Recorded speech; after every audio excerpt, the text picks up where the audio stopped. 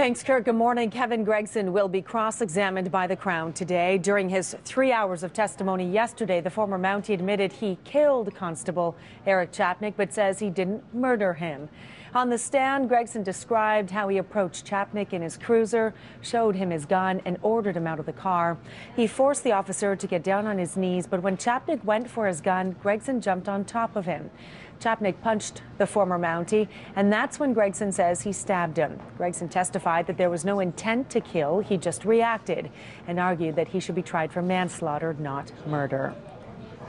Well, if you've booked a flight with Air Canada, you'll still be getting to where you're going. A strike has been avoided for now. The federal government waded into a labor dispute between the airline and two of its unions. The Industrial Labor Relations Board has been called in to investigate the issues, and during that review, Air Canada's employees can't go on strike and the airline can't lock out the workers. The unions are fighting to win back pay and concessions lost in 2003 when the airline was under bankruptcy protection. And these new developments are good news for Air Canada passengers as thousands are heading out of town for March break. Reporter Melissa Lamb is live at the Ottawa International Airport and talking to vacationers today. Melissa, obviously there's a lot of excitement going on there.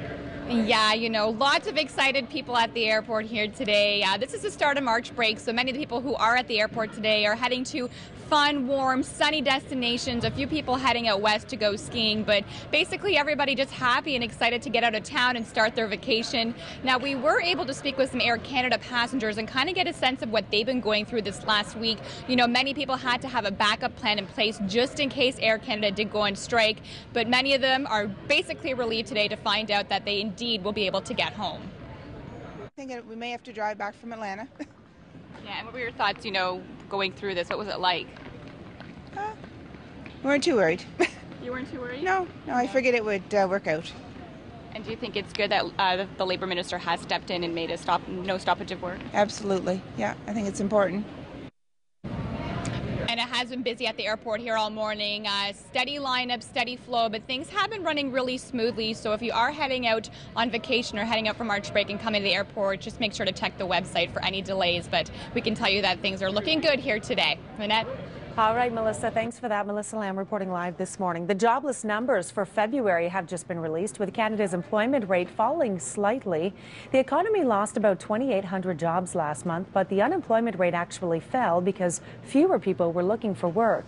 In Ontario, the jobless rate fell from 8.1% to 7.6%, while here in Ottawa, the jobless rate actually rose slightly from 5.7% to 6%.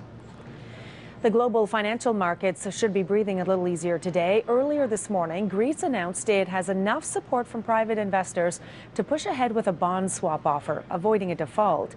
It paves the way for Greece to receive a badly needed bailout of $170 billion. If the swap had failed, Greece could have defaulted on its debt in 2 weeks. Next week in London, Ontario, the jury will hear from a woman convicted in the death of Tori Stafford as she testifies in the trial of her former boyfriend. Michael Rafferty is charged with kidnapping, sexual assault and murder in 8-year-old Tori's death. His former girlfriend, Terry Lynn McClintock, will testify on Tuesday. Yesterday, the court learned more about the search for Tori. Police say McClintock confessed 6 weeks after the girl's disappearance, turning the case from an abduction to a homicide investigation.